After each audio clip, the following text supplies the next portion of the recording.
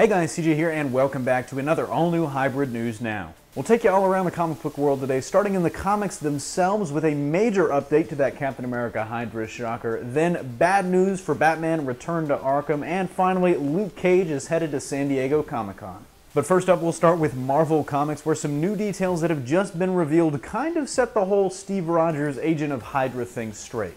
Marvel shocked the world and caused a huge uproar when it was revealed last month in the pages of Steve Rogers' Captain America #1 that the Star-Spangled Man with a Plan was really an undercover Hydra agent. This was met with an overwhelmingly negative response, as a lot of people thought it was very tone-deaf to have a character created by two Jewish cartoonists turn out to be working for a long-time Nazi organization, amongst a variety of other charges. But other folks were more patient. They took the wait-and-see approach. They wanted to see how this whole twist was going to turn out. Many folks like me simply figured that there was no way that Steve was going to stay a Hydra agent for very long, despite what people high up at Marvel like Tom Revert were saying about this being the new status quo. So, as it turns out, the Hydra indoctrination that Steve remembers from his childhood is actually a false memory implanted by the sentient cosmic cube girl Red Skull, who is just now making his return to the Marvel Universe. So the comment question of the day, what do you make of this explanation, and were you ever really angry about the twist in the first place? If so, does this change how you feel about it? But while that might be good news for Captain America fans, I've got some bad news for Batman fans, especially if they're fans of the Arkham games. That's because as of this morning, Warner Bros. Games has announced that Batman Return to Arkham has been delayed indefinitely. And at this time, we don't really know 100% why it's actually been delayed, as the only thing that was said in the statement was that reviewing the remaster's progress, WB felt like the studio handling the remaster, Virtuous Games, needed a little more time to polish it.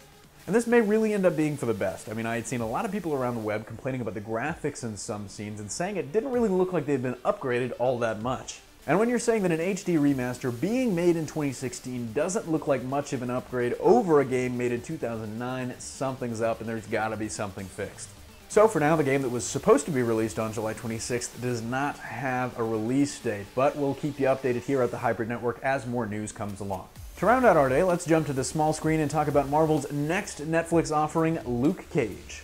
The show, which will hit your TVs, PCs, and other devices this year on September 30th, will make an appearance at San Diego Comic-Con alongside Guardians of the Galaxy 2 and Doctor Strange, according to Deadline. And while we don't know exactly what they'll show, Deadline is reporting that the show will debut some footage at the con.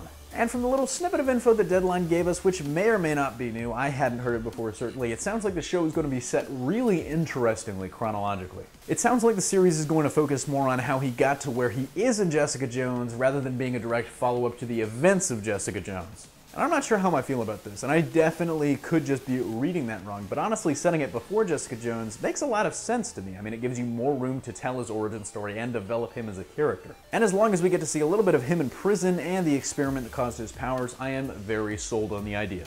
Of course, let me know your thoughts on all that, but that's going to do it for today's HNN. Thanks for watching. Don't forget to smash that like if you like what you saw, subscribe for more great content every single day, and consider supporting us on Patreon for access to all sorts of exclusive goodies. And be sure to check out our gaming channel, Press Play, where we're already regularly live streaming on Twitch, and we're working on getting more and more content up on the YouTube side as we speak.